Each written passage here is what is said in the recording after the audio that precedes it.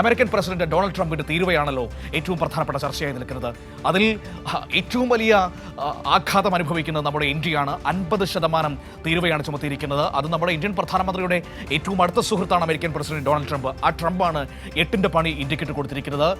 ഇന്ത്യയുടെ അമേരിക്കൻ ദാസ്യമാണ് ഇതിനെല്ലാം കാരണം എന്ന വലിയ വിമർശനം ഇങ്ങനെ ഉയർന്നു കേൾക്കുന്നു. അതിനിടയിൽ കേന്ദ്ര സർക്കാരിന് ചില പുനർചിന്തകളൊക്കെ ഉണ്ടായിരിക്കുന്നു എന്നുള്ളതാണ്. അതിൽ ഏറ്റവും പ്രധാനപ്പെട്ടതാണ് ചൈനയുമായിട്ടുള്ള ബന്ധം, റഷ്യയുമായിട്ടുള്ള ബന്ധം കൂടുതൽ ദൃഢമാക്കുന്നു എന്നത്.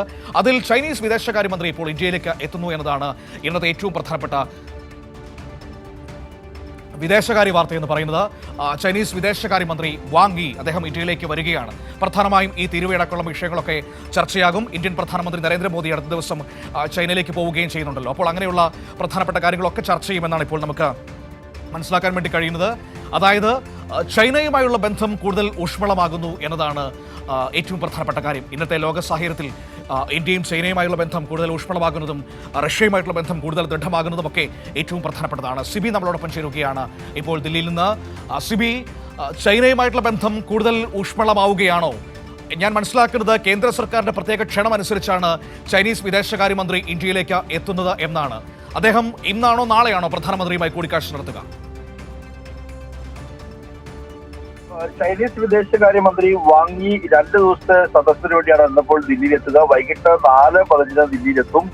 ഇന്ന് വൈകിട്ട് 6 മണിക്ക് വിദേശകാര്യമന്ത്രി എസ് ജയശങ്കറുമായി അദ്ദേഹം കൂടിക്കാഴ്ച നടത്തും. നാളെയാണ് ദേശീയ സുരക്ഷാ ഉപദേഷ്ടാവ് അജിത് ഡോവലുമായി കൂടാതെ പ്രധാനമന്ത്രി നരേന്ദ്രമോദിയുമായിട്ടൊക്കെ കൂടിക്കാഴ്ച നടത്തുന്നത്. 2 ദിവസ സന്ദർശനമാണ്. ഈ സന്ദർശനത്തെ ഏറ്റവും പ്രധാനപ്പെട്ട ലക്ഷ്യം എന്ന് പറയുന്നത് ഈ അതിർത്തി പ്രശ്നം പരിഹരിക്കുക എന്നുള്ളത് തന്നെയാണ്. നമുക്കറിയാം, ലഡാക്കിലെല്ലാ നിലയും കിഴക്കൻ ലഡാക്ക് അടക്കം അതിർത്തി പ്രശ്നം ഉണ്ടായിരുന്നു. അതെല്ലാ നിലയും സൈനിക പിന്മാറ്റം നേരത്തെ നടത്തിയിരുന്നെങ്കിലും അത് പൂർണ്ണമായിട്ടില്ല. ഇനി പൂർണ്ണമായും ഈ ഒരു അതിർത്തി പ്രശ്നങ്ങൾ പരിഹരിക്കുക എന്നതാണ് ഏറ്റവും പ്രധാനപ്പെട്ട അജണ്ട. മറ്റൊരു പ്രധാനപ്പെട്ട അജണ്ടകളിൽ നിന്ന് വിമാന സർവീസുകൾ, ഇരു രാജ്യങ്ങൾക്കിടയിലുള്ള സർവീസുകൾ പുനഃസ്ഥാപിക്കുക എന്നടക്കമുള്ള ചർച്ചകളും ഉണ്ടാക്കുകയും ചെയ്യും. മറ്റൊരു പ്രധാനപ്പെട്ട കാര്യമാണ് ഏറ്റവും ശ്രദ്ധേയമായ കാര്യം. നമുക്കറിയാം, അമേരിക്ക അധികമായ തീരുവ ചുമത്തിയ ഒരു പശ്ചാത്തലം ഇന്ത്യക്ക് മേലും ചൈനയ്ക്കും മേലും ചുമത്തിയ ഒരു പശ്ചാത്തലമുണ്ട്. സ്വാഭാവികമായി ഇത് ഏറെ നിർണായകമാക്കുകയും ചെയ്യും. ഏറ്റവും പ്രധാനമായും ഈ ബ്രിക്സ് രാജ്യങ്ങൾ, അതായത് Brazil, Russia, India, China, south Africa തുടങ്ങിയ ബ്രിക്സ് രാജ്യങ്ങൾ, അതുകൂടാതെ ഇപ്പോൾ ഈജിപ്തും എത്യോപ്യയും ഇറാനും ഇന്തോനേഷ്യയൊക്കെ UAE ഒക്കെ ഇതിന്റെ ഭാഗമായി ബ്രിക്സ് രാജ്യങ്ങളുടെ പട്ടികയിലേക്ക് വരുന്നുണ്ട്. ഈ രാജ്യങ്ങൾ എല്ലാവരും കൂടി ചേർന്നുകൊണ്ട് ഈ വ്യാപാര സമ്മർദ്ദങ്ങളെ കൂട്ടത്തോടെ നേരിടാൻ കഴിയുമെന്നടക്കമുള്ള കാര്യങ്ങളും ചർച്ചയാകുന്നതാണ് നമുക്കിപ്പോൾ ലഭിക്കുന്ന വിവരം.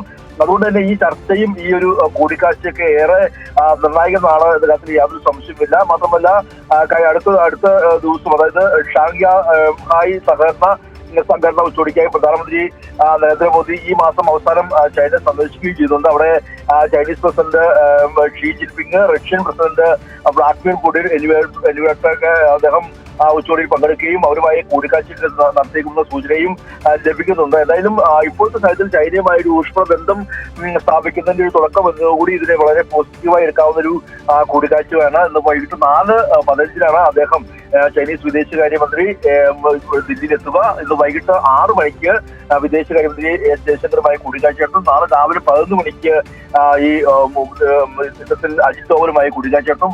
നാളെ വൈകിട്ട് 5:30 പ്രധാനമന്ത്രി നരേന്ദ്രമോദിയുമായി കല്യാൺ മാർഗിലെ വീട്ടിലെത്തി ഈ വാങ് യി കൂടിക്കാഴ്ച നടത്തുക. മനു, ശരി, ഏറ്റവും പ്രധാനപ്പെട്ട കാര്യമാണ്. ഏതായാലും ചൈനീസ് വിദേശകാര്യമന്ത്രി ഇപ്പോൾ ഇന്ത്യയിലേക്ക് എത്തുന്നു. ഇന്ത്യയുടെ പ്രത്യേക ക്ഷണപ്രകാരമാണ് ചൈനീസ് വിദേശകാര്യമന്ത്രി വാങ് യി എത്തുന്നത് എന്നാണ് ഞാൻ മനസ്സിലാക്കാൻ കഴിയുന്നത്. അതായത് കേന്ദ്ര സർക്കാർ ഒരു മാറ്റത്തിലേക്ക് പോകുന്നു എന്നത് പ്രധാനപ്പെട്ട തന്നെയാണ്. അത് ആ രീതിയിൽ മനസ്സിലാക്കേണ്ടത് തന്നെയാണ്. കാരണം ഇത്രയും കാലം അമേരിക്കയിൽ പ്രീണിപ്പിച്ചു നിന്നുകൊണ്ട് അമേരിക്കയുടെ ഏറ്റവും അടുത്തയാളായി നിന്നിട്ട് അവസാനം കിട്ടിയ പണി ഇപ്പോൾ മനസ്സിലായിട്ടുണ്ട്. അമേരിക്കയെ വിശ്വസിക്കാൻ കൊള്ളാത്തവരാണ് എന്ന ചിന്തയിലേക്ക് ഇപ്പോൾ രാജ്യം പോകുന്നുണ്ട്.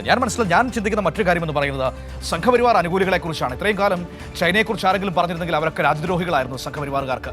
ഇപ്പോൾ ചങ്കിലെ ചൈനയായി മാറിയിരിക്കുന്നു സംഘപരിവാരത്തിന് എന്നതാണ് ഏറ്റവും പ്രധാനപ്പെട്ട കാര്യം. കാലം കൊണ്ടുവരുന്ന ഓരോ മാറ്റങ്ങളല്ലേ. അപ്പോൾ അങ്ങനെ തന്നെ നമുക്കതിനെ കാണേണ്ടി വരും.